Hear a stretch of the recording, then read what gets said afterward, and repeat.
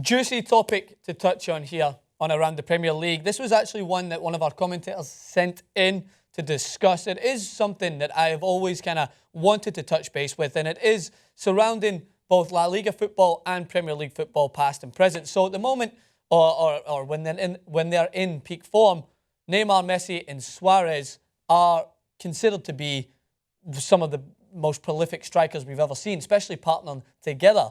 When they're in form, they are devastating. So one of the commentators asked, has there been any Premier League partnerships, whether it's a front three or a front two, that have compared to how devastating those three were? So, of course, I wanted to bring in my good friend, the true Geordie, to touch base on some of the past partnerships that we've seen in the English Premier League that have made some noise, that have maybe spoken for that generation of football, but are still remembered as a devastating partnership. So I have a few suggestions here. As I said, at this talking point, we're going to split it into two parts, so make sure to stay tuned for that.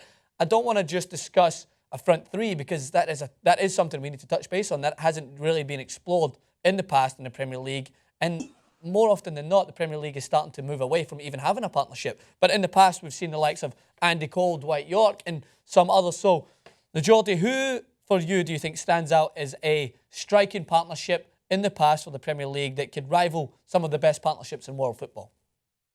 Well, I'm not sure anybody can rival Messi, Neymar, and Suarez, if I'm honest with you. But I'd have to say some of the best partnerships.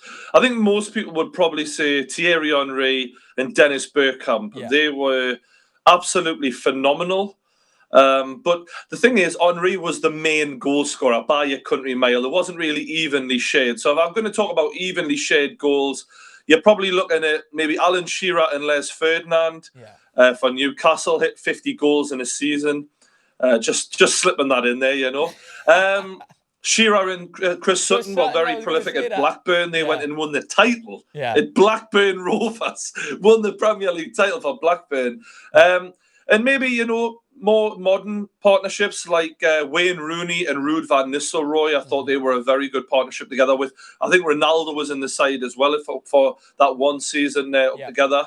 That was hellacious partnership. So, yeah, they're some of the ones that stick out for me, mate. Yeah, I was going to touch base on that. I expected Alan Shearer to pop in there somewhere, and you can't argue because he was one of the most prolific strikers in the Premier League. So him and Chris Sutton, just to provide some facts on that. And their best season ever, they had 58 total goals, 49 in the league. And that is with a team that, has to be honest, no one expected them to win the Premier League in that season. But together they were devastating. And it was so rare to see two men that are so dominant in the air, share goals, but also link up so well. They were so mobile. And that just kind of defines what the Premier League was like in that season. And it's surprising because you could never imagine putting someone up top like a Peter Crouch up top with an Andy Carroll. You know what I mean? It's something you wouldn't expect. The thing is, the one common denominator from this is Alan Shearer. He's really been the only striker who's worked with other number nines who's managed to forge good partnerships. Most number nines are too selfish, so they can't work with other number nines. Yeah. Exactly. But he was that good. So, yeah, that's, like I say, with the Ruud van Nistelrooy and Wayne Rooney, Van Nistelrooy was always the main man and Rooney was the number 10. And with the Bergkamp and Henry scenario, same thing. And you mentioned Wayne Rooney there, and I was going to touch on this, and this is going to lead into another point that I'm going to mention. So, Ronaldo and Wayne Rooney, you mentioned that their best season, 07-08, they combined for 60 total goals, 43 in the league. And that's a change because that's not, I would say, a go-to partnership of two number nines. Like Andy Cole and Dwight York, sticking with Man United, had 53 goals. They were very similar strikers, both very mobile. Andy Cole, I would say, was more of an in-the-box threat, whereas Dwight York would make those runs in behind and create space for Andy Cole, so they worked well together. But with Ronaldo and Wayne Rooney, this is when I think Ronaldo was trying to find out who he was as a footballer. This is when he would play off Wayne Rooney, because Rooney, it's in 07 and 08, and those years I think were the best years of Wayne Rooney. That was when he could score from anywhere on the park. He could drop deep. Or at all, for that matter. Yeah. Fucking hell. Good point. I think, correct me if I'm wrong, but that was during the seasons where I remember that goal he scored against Newcastle. Was it at... it was just an unbelievable strike. I think it was one of the best goals I've seen in live action in the Premier League. But Ronaldo was working well off Rooney because Ronaldo had that kind of free role to move about. And I think that's what led into this kind of phenomenon in the Premier League now. And this will take us into our second part, that there's not really any core partnerships anymore. There's more a front striker who then has people to play off him kind of as a free role. And I think Thierry Henry and Bergkamp, you mentioned that there. Like, Henry was, of course, the front number 9, even though he would move a lot more and still combine goals from wide areas and whatever. But Bergkamp would float and be given the free role to kind of to make space and also be very hard to pick up. And I think when you look at someone like Neymar, Messi and Suarez, it's clear that Suarez takes the point up top and drags the defenders into their own box.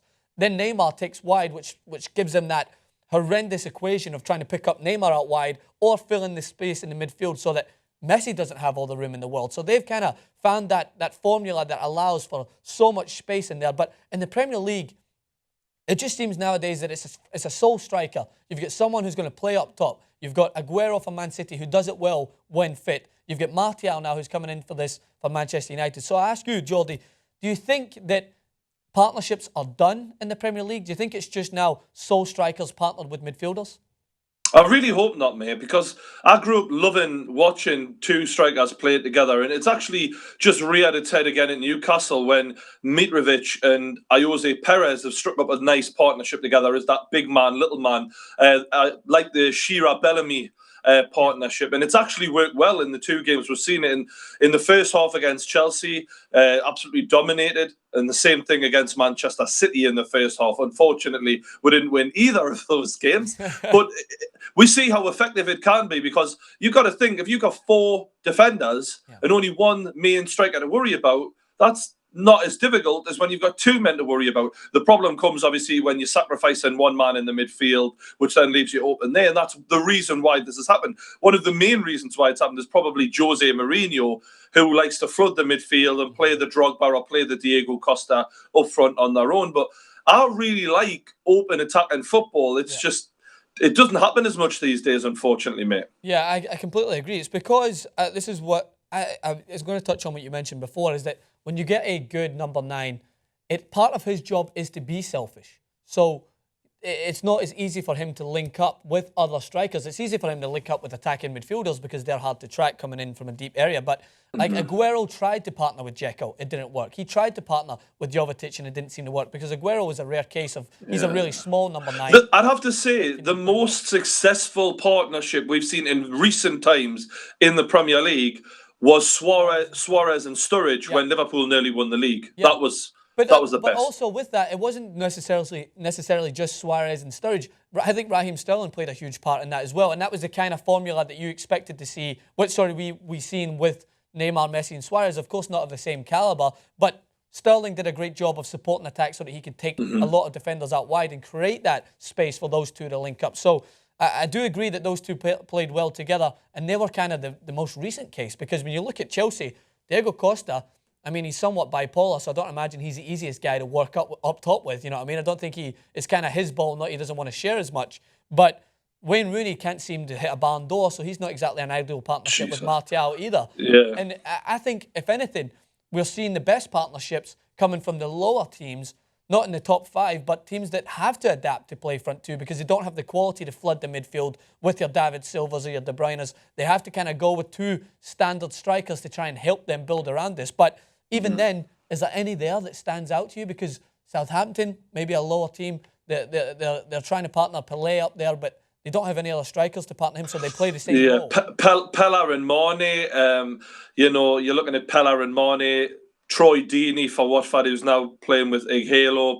These are the kind of partnerships you're having to look at. Yeah. The top teams aren't doing it anymore. But, I think Chelsea really doing the same thing over and over and over again isn't working, is it, so far this season? Yeah. I don't know why they don't give it a go. Play Remy and Costa do something like that. Yeah. Or even play Hazard as a striker with Costa, because Hazard's game out wide is really, it's not happening for him this season. And I think it's a really underused, underappreciated tactic, mate. Yeah, I absolutely agree again. Don't want to keep agreeing with you, but you do make a good point there. And it's because, I mean, people are going to say out loud, Gomez and Ayew had a great start to the season, but the reason why, that was some good management there, because Gary Monk realised that people would expect those two to partner together as 2 front strikers, but then he would drag Ayew off to the right-hand side or drag him off to the left-hand side and make him harder to pick up. So, I mean, I think we're both making the point that we hope that it hasn't died, because some of the best football we've ever seen in the Premier League came from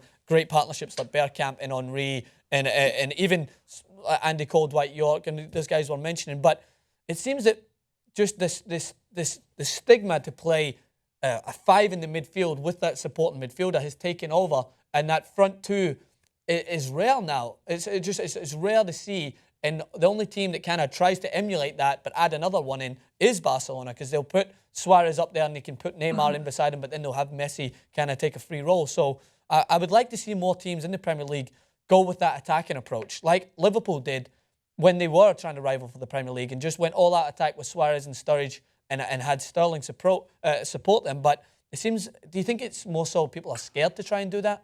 Yeah, because it's becoming more like, all right, let's not lose a game instead of let's try and win the game. If you look, so that's why the lesser teams are the ones who are having to take more risks. So you're saying like Everton will play Barkley and Lukaku up top, and then even then you could say Ross Barkley can play in, you know, an attacking central midfield role. But when they do play up top together, it's fantastic to watch. But like I say, I think a lot of it is the Jose Mourinho effect, is shutting teams down, not losing. But even then, I'm glad to see that that's shown that it doesn't always work this season, and that maybe now more teams will actually go and attack, and football will benefit from it. Absolutely. And I mean, we just got to give an honourable mention. It wasn't in the Premier League, but you can't mention Chris Sutton without mentioning Henrik Larsson, probably his best partnership. The Henrik Larsson-Chris Sutton partnership was any excuse to get Celtic in the video, lad. That's how you do it. But so for you, looking back at your time at Newcastle, who for you stood out as the best kind of front two, not just from goal scoring standpoint, but just from an overall enjoyment of football watching? Who partnered Alan Shearer? Was it Shola Ameobi? Oh my God, he was absolutely useless. If I'm honest, it might surprise people because I really don't like this fella, but Craig Bellamy and Alan Shearer were the whole package. Yeah. Because Bellamy wasn't that great at finishing, but he was absolute lightning quick. By this point, Shearer had lost a bit of his pace, but his shooting, his power, he dominated in the air. Yeah. That was fantastic to watch that. And that's the kind of partnership I'm hoping Newcastle can get going with Mitrovic and Perez, mate. But I'm not so sure. Well, you can hold that hope for that. What about Asprilla? Remember him? He was something. Oh, unbelievable player, mate. Yeah. But he was just an absolute nut job, if I'm honest with you. Like, he would be up all hours of the night on God knows what with God knows who, and then turn up the next morning, score a couple of goals. You couldn't really play him with anyone. He destroyed Barcelona as a man up on his own, actually. So he was just crazy, if I'm honest. And that was a trait that went through Newcastle. What was that guy's name? Was it Kit Spire that volleyed the board after he scored the goal? He just turned on everything, mate. I think he was angry that he wasn't getting many games, so he just started booting fuck out of the advertising boards. I remember that. That was quality. All right, well, pitch it over to the commentators. What do you guys think? Do you think the standard front two partnership is dead in the Premier League? Would you like to see it come back? Do you think there's any partnerships in history, whether it's 2, 3, up there on their own maybe, that rival Messi, Neymar and Suarez when they're on form? Let us know in the comment section below, and always come back and subscribe to TYT Sports. Check out the Geordies channel, True Geordie Gaming, and the True Geordies YouTube channel, and come back again.